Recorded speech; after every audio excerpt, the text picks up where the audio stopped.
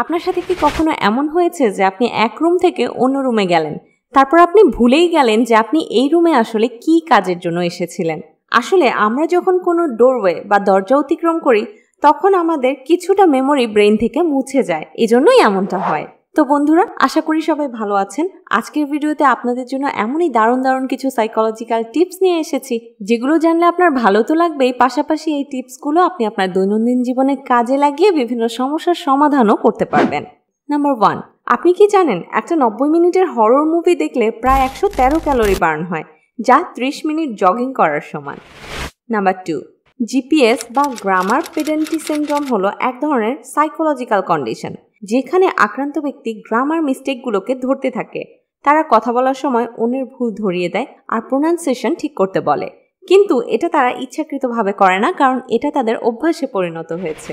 Number 3, এই পৃথিবীর mostly favourite colour কোনটা? আপনি কি আন্দাজ করতে পারছেন? এটা হলো ব্ল্যাক। পৃথিবীর বেশিরভাগ মানুষ ব্ল্যাক কালার পছন্দ করে, আর এর পেছনের সাইকোলজি হলো ব্ল্যাক কালার পরলে মানুষকে কিছুটা স্লিম দেখায়। তাছাড়া ব্ল্যাক কালারের ড্রেস কনফিডেন্সের প্রতীক হিসেবেও ধরা হয়। যেসব ব্যক্তিদের ফেভারিট কালার ব্ল্যাক, তারা খুব সেন্সিটিভ, ইনফ্লুয়েন্সিয়াল বা প্রভাবশালী হয়ে থাকে।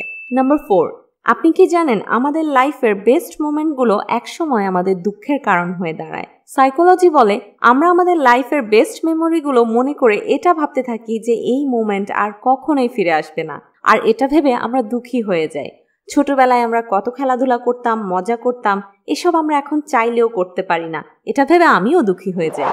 নাম্বার 5, রিসার্চে পাওয়া গেছে যখন কোনো কাজ করার সময় ব্যাকগ্রাউন্ডে কোনো স্লো মিউজিক বাজতে থাকে, তখন ওই ব্যক্তির ওয়ার্কিং পারফরমেন্স বৃদ্ধি পায়। তাই আপনিও যদি এমন কোনো কাজ করেন যেটায় ক্রিয়েটিভিটি রয়েছে, তাহলে আপনিও এই ট্রিকটা ট্রাই করে দেখতে পারেন।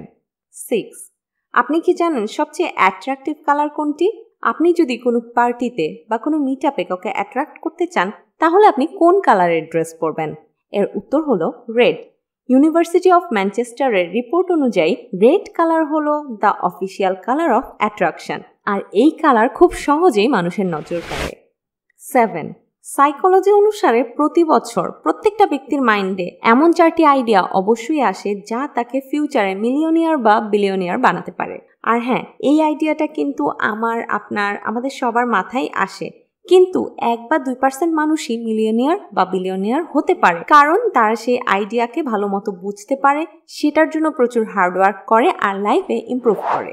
8, ইউনিভার্সিটি অফ ক্যালিফোর্নিয়ার একটা রিসার্চ অনুযায়ী কোনো ঘটনা বা কোনো ইভেন্ট অথবা কোনো মুহূর্তকে এক্সপিরিয়েন্স করার সময় আপনি যত বেশি ছবি তুলবেন, সেই ঘটনা বা ইভেন্টটি আপনার তত কম মনে থাকবে। কিন্তু আপনি যদি ছবি তোলার বদলে প্রেজেন্ট মোমেন্টটিকে এনজয় করেন, তাহলে সেটা আপনার দীর্ঘদিন মনে থাকবে। 9, আপনি কি কখনো এমন ব্যক্তিকে দেখেছেন যার হসপিটালে থাকতে ভালো লাগে? ফ্যাকশিয়াস ডিসঅর্ডার হলো এমনই একটা অদ্ভুত সাইকোলজিক্যাল রোগ যেখানে আক্রান্ত ব্যক্তির সবসময় অসুস্থ থাকতে ভালো লাগে। হ্যাঁ, পৃথিবীতে এমনও মানুষ রয়েছে যাদের অসুস্থ থাকতে ভালো লাগে, আর এইসব মানুষরা অ্যাকচুয়ালি অসুস্থ থাকে না, বরং অসুস্থ হওয়ার ভান করে যাতে তার ফ্যামিলি মেম্বাররা তাকে হাসপাতালে নিয়ে যায়। 10, আপনি যদি চান কোনো ব্যক্তি আপনার কথা মনোযোগ দিয়ে শুনুক, তাহলে এই সাইকোলজিক্যাল ট্রিকটি ইউজ করতে পারেন। আপনি সেই মানুষটিকে কোনো চেয়ার বা সোফাতে বসতে বলুন, তারপর আপনি দাঁড়িয়ে যান আর দাঁড়িয়ে তাকে কথাগুলো বলুন। এতে হাই চান্স থাকে যে সে আপনার কথা মনোযোগের সাথে শুনবে।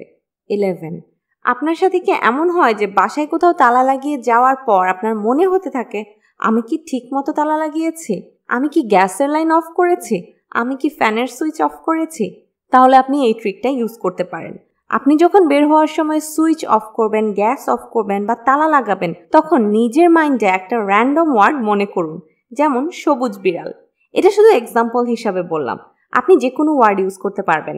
তারপর যখনই আপনার মনে প্রশ্ন আসবে আমি তালা লাগিয়েছি কিনা, আপনার মাইন্ডে সেই সবুজ বিড়াল ওয়ার্ডটা আসবে আর আপনার মনে পড়ে যাবে তালা লাগানোর কথা।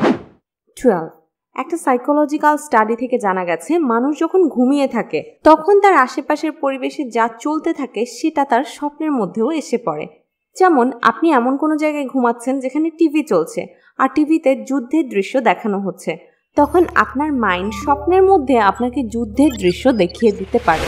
13, পৃথিবীর প্রায় 68% মানুষ একটা কমন রোগে ভুগছে যার নাম হলো ফ্যান্টম ভাইব্রেশন সিনড্রোম, যেখানে ব্যক্তির মাঝে মাঝেই মনে হয় যে তার মোবাইলটি ভাইব্রেট করছে, যদিও আসলে তার মোবাইল ভাইব্রেট করছে না। আর এই সমস্যাটা নিশ্চয়ই আপনার সাথেও কখনো না কখনো হয়েছে, তাই না? 14, একটা গবেষণা অনুসারে কোনো দলের নেতা বা কোনো কোম্পানির সিইওর উপর অনেক চাপ থাকে ঠিকই, কিন্তু তারা কখনোই একাকিত্ব অনুভব করে না। সুতরাং এটা বলাই যায় যে আমরা একাকিত্ব তখনই অনুভব করি যখন আমাদের উপর কাজের চাপ থাকে না। 15, আপনার যদি আগের দিন রাতে ভালো ঘুম না হয় আর আপনি অনেক ক্লান্ত থাকেন, তাহলে আপনি মনে মনে এটা ভাববেন যে আপনার ঘুম অনেক ভালো হয়েছে, আপনি একদমই ক্লান্ত না। শুনতে অদ্ভুত লাগলেও এটা কিন্তু 100% কার্যকর। কলোরাডো কলেজ এটার উপর একটা পরীক্ষা করেছে, আর জার্নাল অফ এক্সপেরিমেন্টাল সাইকোলজি বইতে এটা প্রকাশও করেছে যে আপনি যদি মনে করেন আপনি খুব ভালোভাবে রেস্ট নিয়েছেন, আপনার মধ্যে কোনো ক্লান্তি নেই, তাহলে আপনার ব্রেন খুব ভালোভাবে কাজ করবে। 16, সন্তানের বুদ্ধিমত্তার 80% নির্ভর করে মায়ের উপর। 1994 সালের সাইকোলজি স্পট নামক জার্নালে বুদ্ধিমত্তার উপর একটা সমীক্ষা প্রকাশ করা হয়, যেখানে 1 থেকে 22 বছর বয়সী প্রায় 13,000 মানুষের উপর একটা সার্ভে করা হয়েছিল। সেখানে সন্তানকে এবং মায়েদেরকে আলাদা করে বসিয়ে শিক্ষা, অর্থ, ব্যক্তিত্ব, আর্থসামাজিক এবং আরও বিভিন্ন বিষয় নিয়ে প্রশ্ন করা হয়েছিল। পরে উভয়ের উত্তরকে বিশ্লেষণ করে দেখা যায় তাদের উত্তরের মধ্যে বুদ্ধিমত্তার অসাধারণ মিল রয়েছে। তাই সন্তান কতটা বুদ্ধিমান বা চালাক হবে সেটা মায়ের জিনের উপর নির্ভর করে। 17, আপনি যদি আপনার মেমোরি আর প্রোডাক্টিভিটিকে বাড়াতে চান, তাহলে দুপুরে আধা ঘন্টা থেকে 1 ঘন্টা ঘুমানোর চেষ্টা করুন। রিসার্চে জানা গেছে যেসব ব্যক্তিরা দিনের বেলা ঘুমায় তাদের ব্রেন সেলস মেমোরিকে আরও স্ট্রং করে তোলে। এক্সট্রা রেস্ট পাওয়ার কারণে তারা অন্যদের থেকে বেশি কাজ করতে পারে। 18, সাইকোলজি অনুসারে আপনার আশেপাশে সবুজ রং যদি বেশি থাকে, সেটা হোক নেচার অথবা ঘরের আর্টিফিশিয়াল কালার, তখন আপনার ক্রিয়েটিভিটি লেভেল অনেকটা বেড়ে যায়। অনেকদিন গ্রিন কালারের সারাউন্ডিংয়ে থাকার পর আপনি দেখবেন যে আপনার মাইন্ডে অনেক নতুন নতুন আইডিয়া আসা শুরু করেছে। এ থেকে বোঝা যায় যারা প্রকৃতিতে বেশি সময় কাটায় তাদের মধ্যে ক্রিয়েটিভিটিও বেশি থাকে। 19, সোশ্যাল মিডিয়ায় আমরা যাদেরকে এত হ্যাপি দেখি তারা কিন্তু রিয়েল লাইফে এতটা হ্যাপি থাকে না। সাইকোলজি অনুসারে যারা সত্যিকারের হ্যাপি থাকে তারা নিজেদের হ্যাপিনেসকে সোশ্যাল মিডিয়াতে প্রকাশ করার প্রয়োজন মনে করে না। 20, লোহাকে যেমন তার নিজের রাস্ট বা জং ছাড়া অন্য কিছু নষ্ট করতে পারে না, ঠিক তেমনি মানুষকেও তার নিজের মাইন্ডসেট ছাড়া আর কেউ ডিস্ট্রয় করতে পারে না। তাই আপনার সাকসেসফুল হওয়ার পথে যদি কোনো বাধা থেকে থাকে তাহলে সেটা শুধু আপনি নিজেই।